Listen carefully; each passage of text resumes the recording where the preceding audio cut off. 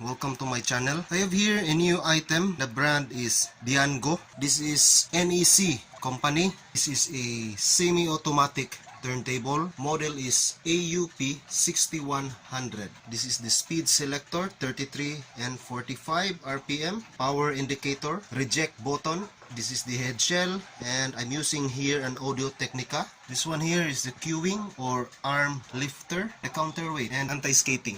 This is a belt drive. See there the belt, the black stripe is the belt. Original 7-inch adapter. I have here a vinyl record by Janis Joplin. The album is Farewell Song.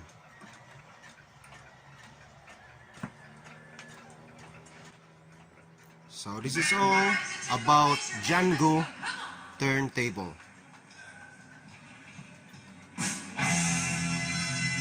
Hope you subscribe to my channel. Stay updated always for more and more videos to come. Thanks for watching.